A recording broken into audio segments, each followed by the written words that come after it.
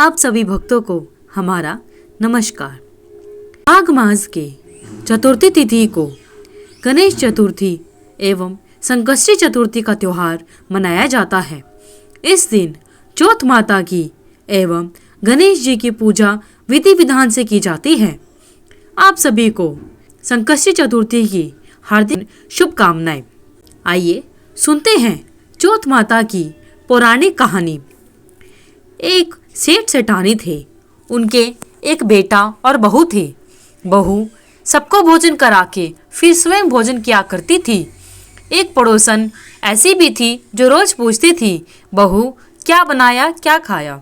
बहू कहती ठंडो बासी। एक दिन उसके पति ने ऐसा सुनकर विचार किया कि आज तो पकवान बनाए जाए, फिर देखे कि मेरी पत्नी क्या कहती है। उसने तरह तरह के पकवान बनाए और घर के सभी लोगों ने एक साथ बैठकर भोजन किया। आज भी पड़ोसन ने पूछा तो बहू ने कहा ठंडो बासी। सेठ के लड़के ने सोचा, हो ना हो कोई बात अवश्य है जिससे कि मेरी पत्नी ऐसा कहती है। उसने पत्नी से पूछा, तुम रोज ठंडो बासी खाया ऐसा क्यों कहती हो, जबकि हम सब ने एक साथ बैठकर कई तरह के पकवान गर्मा गर्म खाए हैं। उसकी पत्नी बोली, हमने जो खाया है वह बाप बूढ़ों की कमाई है।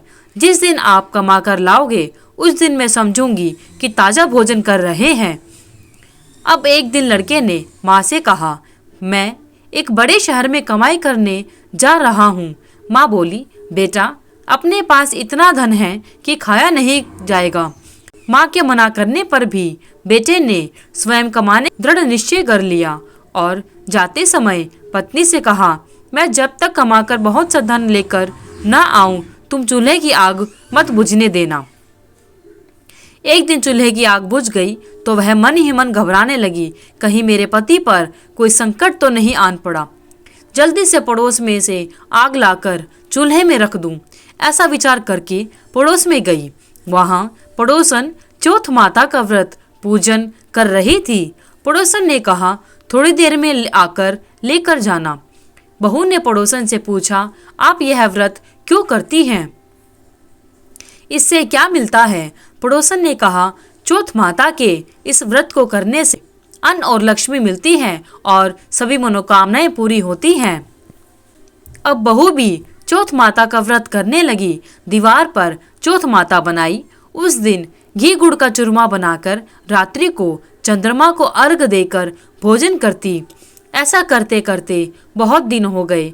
चौथ माता ने उस बहू के पति को सपना दिया कि साहूकार का बेटा तू जागे कि सोवे, तेरी पत्नी बहुत याद कर रही है। घर जाकर उसकी चिंता मिटा। तू दुकान खोलकर अंकु शेखर का पगल्या बना के बैठ जाना। आज तेरा हिसाब किताब चुकता हो जाएगा। अब तो चौथ माता ने जैसा कहा था वैसा ही हुआ।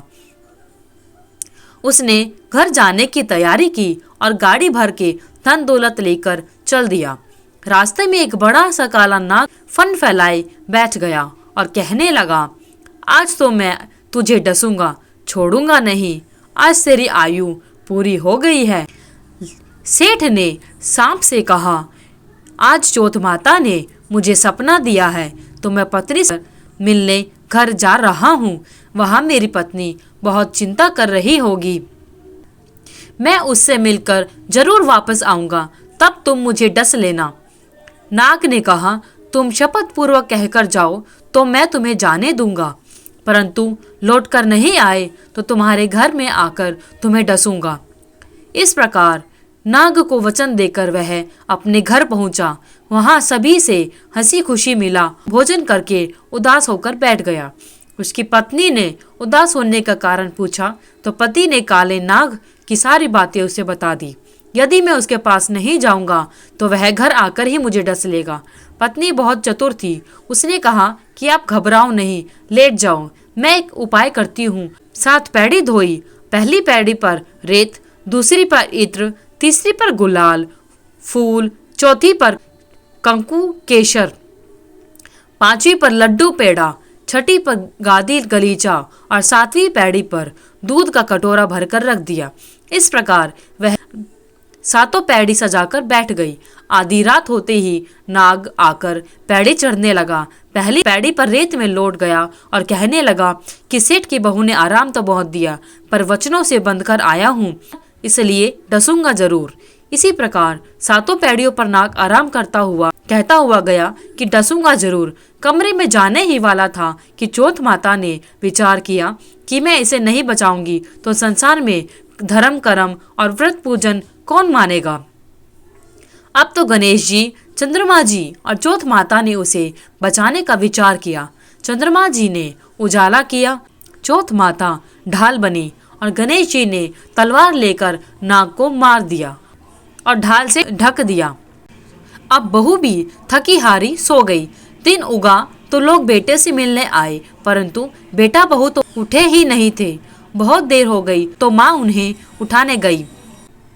माँ ने सातों पैड़ियों पर जो कुछ देखा तो वह बहुत घबराई और बेटा बहू को आवाज लगाई। बेटा बहू उठे तो देखा कि एक ढाल तलवार वहां पड़ी है। अब ढाल उठाई तो वही काला नाग मरा हुआ पड़ा है। बेटा बहू ने सोचा कि आज तो धर्म कर्म ही आड़े आए, जो भगवान गणेश जी और चौथ माता ने अपनी रक्षा की। हे चौथ माता, जैसे आपने सेठ के बेटे बहू की रक्षा की, वैसी सबकी रक्षा करना। बोलो चौथ माता की जय। हे चौथ माता, इस व्रत को करने वाले और व्रत की कथा को सुनने वाले सभी के जीवन में खुशहाली लाना। सकट चौथ पर श्री गणपति जी की उपासना करने से सारे संकट दूर हो जाते हैं। सबसे पहले इस दिन ब्रह्म मुहूर्त में उठकर स्नान करें, स्वच्छ वस्त्र धारण करें, भगवान गणेश जी की फूल, दुर्वा, लड्डू से विधि विधान पूर्वक पूजा करें। संतान की लंबी आयु के लिए सकट चौथ की व्रत कथा सुने। इसके बाद रात्रि में चंद्रमा को अर्घ देकर व्रत संपन्न करें।